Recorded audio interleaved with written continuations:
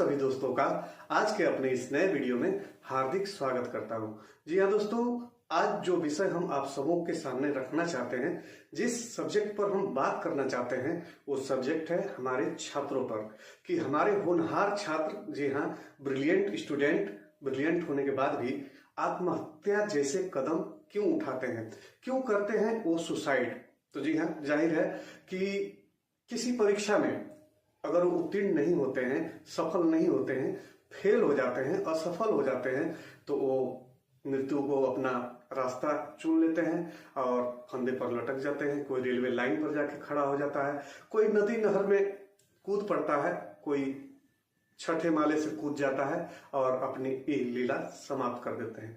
परंतु दोस्तों, ये गलत है और उन्हें ये अधिकार है कि वो अपना रास्ता चुने, ना कि अपने अभिभावकों के दबाव में आकर अपने जिंदगी का रास्ता अपनाएं।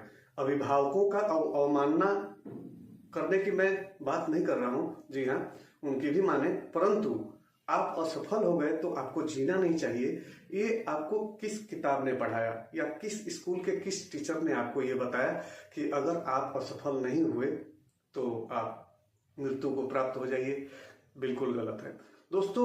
अगर आप असफल नहीं होते हो, मैंने पिछले अपने किसी वीडियो में आप सबों को बताया था कि अगर आप असफल नहीं होते तो आपके सफलता के चांसेस काफी कम हैं।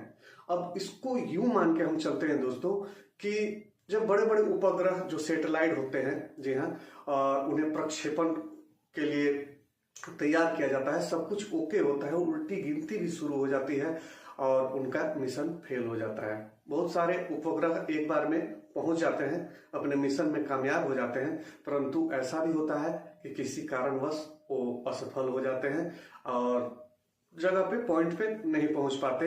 तो उतने सारे वैज्ञानिक मिलकर अगर कोई चीजों का आविष्कार किया है उन लोगों ने और वो भी एक बार में सफल नहीं होती, फिर वो दोबारा प्रयास करते हैं, तो फिर आप क्यों नहीं?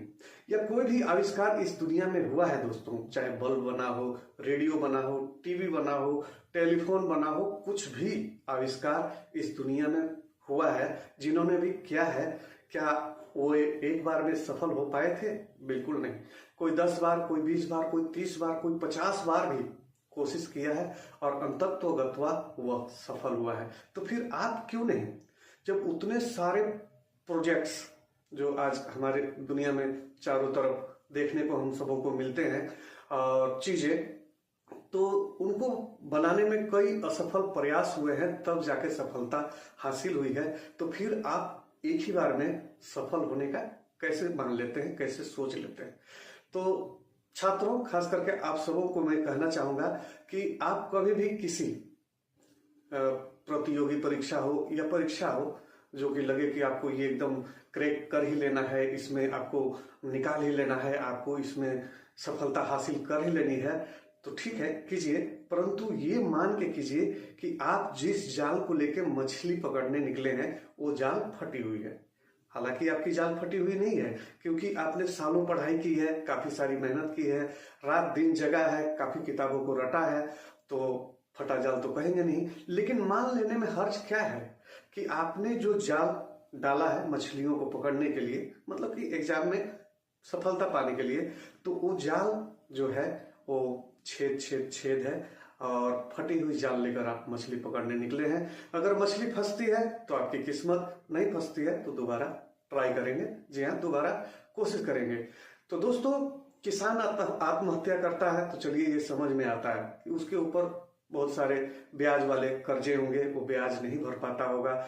उसकी जवान बेटी जिसकी वो शादी नहीं कर पा रहा हो, उसका कोई ऐसा जवान बेटा जिसको वो पढ़ा ना पा रहा हो, अगर वो पढ़ लिख भी गया है और कहीं कुछ ले देकर कोई नौकरी मिल भी रही है और वो दे नहीं पा रहा हो, वैसे में अगर वो आत्महत्या की कोशिश करते हैं तो ये समझ में आती है। कोई छोटा सा व्यवसायी घाटे में गया हो और उसने ब्याज पर कर्ज ले लिया हो और वो कर्ज नहीं भर पा रहा हो और कर्ज दाता की तरफ से बार बार टॉर्चर होने के बाद अगर वो फांसी के फंदे पर लटक जाता है, तो ये बात भी समझ में आती है, क्योंकि इन्होंने अपनी जिंदगियां शुरू की थी, जी हाँ, अपनी शादी की, बच्चे देखे, बच्चों को पढ़ाया जहां तक सके, तो ये सारी चीज देखे थे। परंतु छात्र जिन्होंने अभी अपनी दुनिया शुरू ही नहीं की है और दुनिया शुरू होने से पहले ही वो अपनी दुनिया को समाप्त कर देते हैं, तो ये बिल्कुल गलत है। और दोस्तों, सारा दोष सिर्फ छात्रों का नहीं है, अभिभावकों का भी है। अभिभावक कॉल करके या घर आने पर या उनके यहाँ मिलने जाने पर, बच्चों के यहाँ मिलने जाने पर पढ़ाई का हालचाल तो जरूर ले लेते हैं, परंतु उन्हें मोटिवेट नहीं करते कि बेटा पढ़ाई जिंदगी जीने के लिए की जाती है, अच्छी नौकरी के लिए नहीं।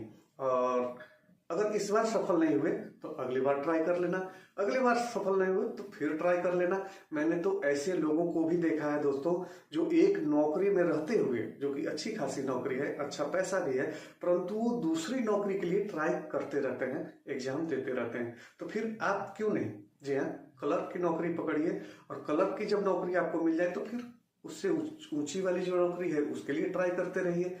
जरूरी नहीं है कि आप जिस चीज के लिए सोच के रखे हैं वही चीज आपको पहले ही मिल जाए, ये समझदारी नहीं है। तो गार्जियनों को अपने बच्चों को इतना मोटिवेट हमेशा कॉल से या मिलने जाए तब, या बच्चा घर छुट्टी में आए तब ये करते रहना चाहिए कि बेटा इस बार नहीं तो अगले बार कर लेना, ठीक है, इस बार आपके इतने नंबर आए हैं, तो आत्मविश्वास दिलवाइए कि हाँ बेटा अगली बार तू एकदम पक्का निकाल ही लेगा, ये मेरा विश्वास है। परंतु अभिभावक करते क्या है, तुम पढ़ाई सही से कर नहीं रहे हो, लफंगों की तरह घूमते रहते होगे, तुम अपना समय पढ़ाई में दे नहीं रहे हो, तो ये होना ही था। तो इन सब दबावों में आकर बच्चा जो है और अपनी लीला समाप्त कर लेता है। परंतु दोस्तों, मैं यही कहूंगा खास करके अभिभावकों को कि अपने बच्चे पर इस टाइप का प्रेशर ना डालें कि एक ही बार में आपको सफल होना है। जी हाँ, आपको तो बताया मैंने कि जब इतने बड़े बड़े साइंटिस्ट भी मिलकर कोई चीज एक बार में सफल नहीं कर पाते, मतलब कि अपने मिशन में कामयाब नहीं हो पाते, तो फिर आपका बच्चा उन साइंटिस्टों की तुलना में काफी अदना है, काफी छोटा है। तो इस छोटे अदने को इतना बड़ा लोड, इतना बड़ा काम नहीं दे दीजिए। और एक बार नहीं, दो बार नहीं, तीसरी बार अगर वो गलती करता है तो आप मान लीजिए कि लापरवाही इस बच्चे में है। परंतु प्रथम बार में ही अगर आप उसे भार से अधिक लोड दे देंगे, जी हाँ, मतलब कि उठाने से ज्यादा बोझ दे देंगे, तो बेचारा धंसेगा ही। तो चलिए दोस्तों, मेरे कोई भी वीडियोज अगर आप सबों को किसी भी कारण से अच्छे लगते हो तो प्लीज मेरे इस चैनल को सब्सक्राइब जरूर कर दीजिएगा। बातें अच्छी लगती हो, कहीं कहीं सच्ची लगती हो, तो मेरे इस वीडियो को भी लाइक कर दीजिएगा। और इसी के साथ धन्यवाद मुझे सुनने के लिए और मेरे इस वीडियो में अभी तक मेरे साथ बने रहने के लिए।